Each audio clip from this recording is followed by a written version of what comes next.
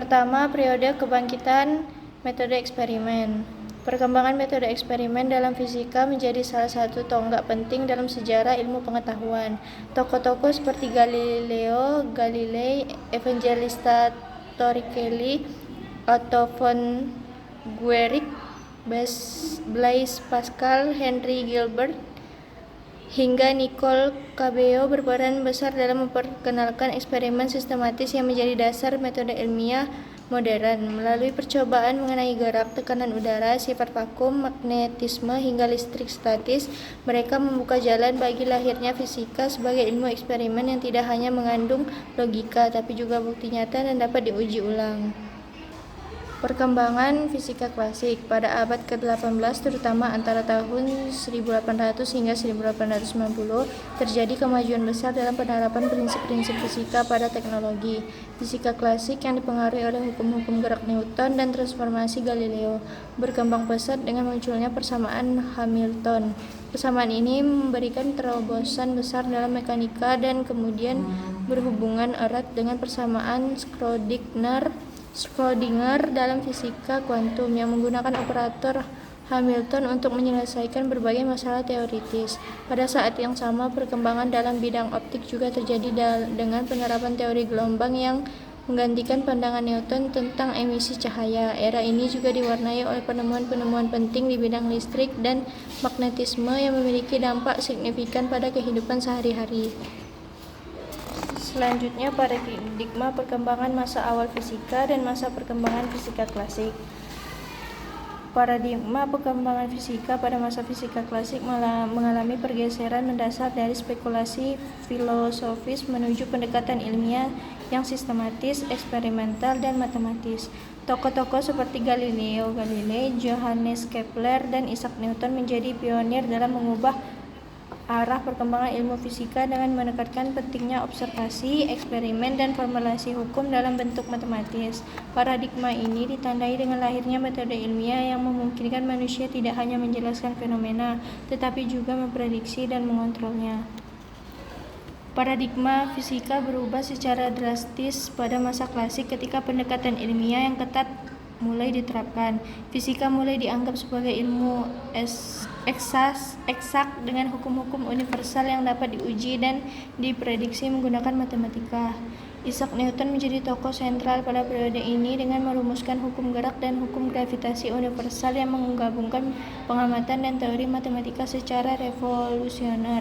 Selain Newton, ilmuwan lainnya seperti Christian Huygens juga mengembangkan teori-teori penting di bidang cahaya dan mekanika. Dengan demikian, fisika klasik menandai transisi dari pemikiran spekulatif menuju ilmu yang didasarkan pada eksperimen, observasi, dan perumusan hukum yang dapat diuji secara sistematis.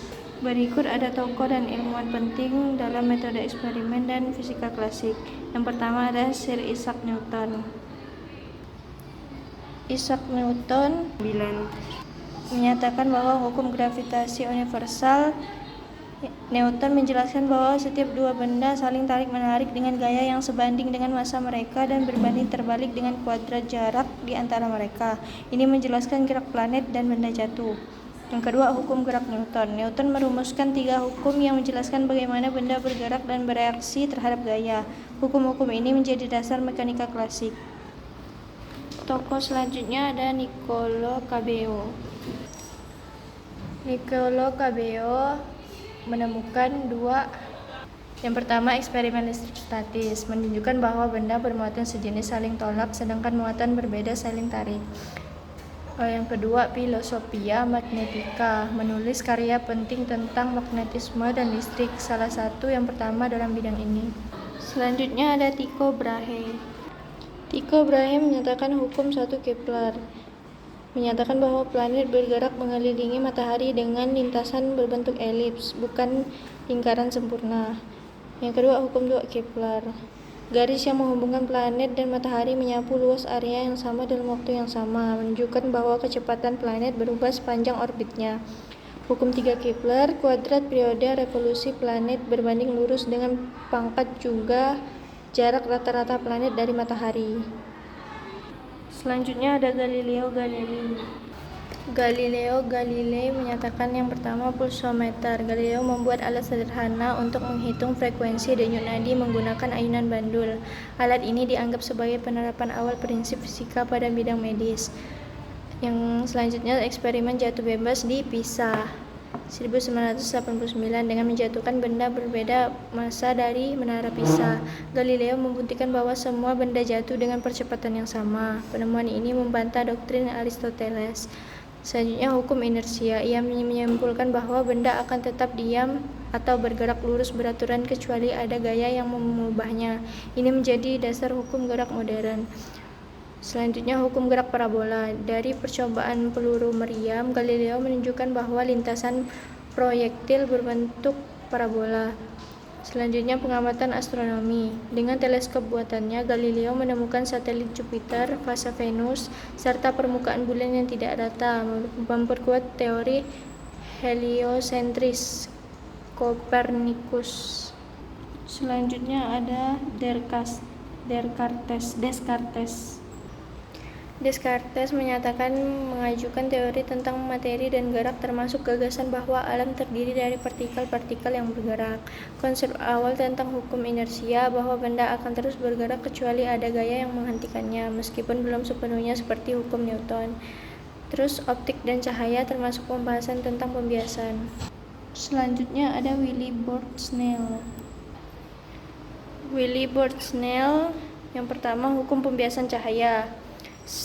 Snell menemukan hukum yang menjelaskan bagaimana cahaya berubah arah saat melewati dua medium berbeda.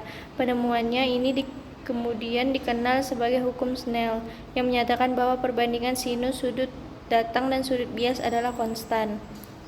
Selanjutnya metode triangulasi untuk pengukuran awal 1600-an. Snell mengembangkan metode triangulasi untuk mengukur jarak dan membuat peta dengan akurasi tinggi yang sangat berpengaruh dalam bidang kartografi dan survei. Selanjutnya ada Henry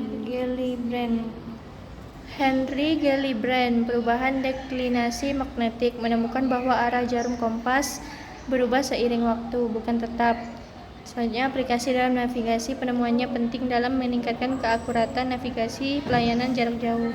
Selanjutnya ada Otto von Guericke, menyatakan pompa vakum yang menciptakan alat untuk menggosongkan udara dari suatu wadah menjadi dasar studi tentang vakum.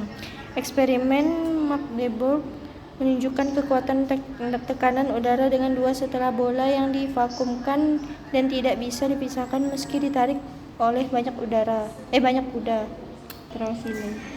Selanjutnya ada Evangelista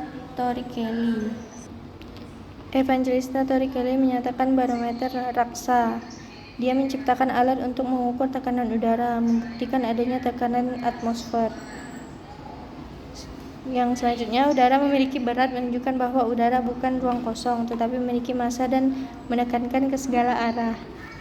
Selanjutnya ada Blaise Pascal menyatakan eksperimen tekanan udara.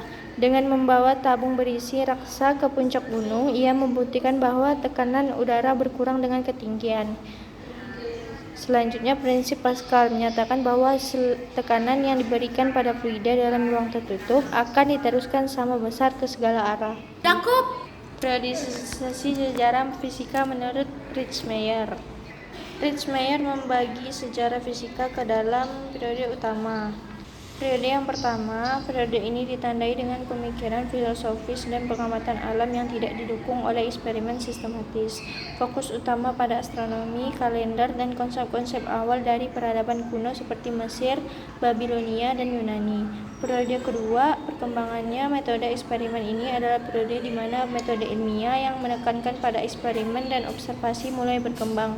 Tokoh-tokoh penting seperti Galileo Galilei dan Isaac Newton berperan besar dalam meletakkan fondasi metode eksperimen. Selanjutnya ada periode ketiga, perkembangannya fisika klasik. Pada periode ini, konsep-konsep fisika klasik dirumuskan secara mendalam. Bidang-bidang seperti mekanika, termodinamika, dan elektromagnetisme mengalami perkembangan pesat. Selanjutnya periode keempat, perkembangannya fisika modern. Periode ini dimulai dengan penemuan-penemuan yang tidak bisa dijelaskan oleh fisika klasik, seperti efek fotolistrik, sinar X, dan radioaktivitas. Menurut Ritzmeier, era ini secara keseluruhan adalah era fisika modern. Yang terakhir ada periodisasi sejarah fisika menurut Jacob.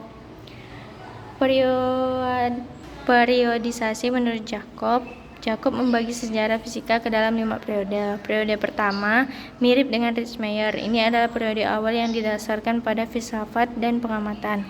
Periode yang kedua mirip dengan Ritzmeier, periode kebangkitan metode eksperimen. Periode ketiga mirip dengan Ritzmeier, periode perkembangan fisika klasik.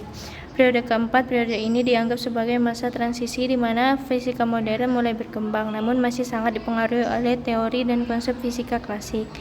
Periode yang kelima, periode ini ditandai dengan perkembangan pesat fisika kuantum dan teori-teori modern lainnya yang tidak lagi bergantung pada fisika klasik.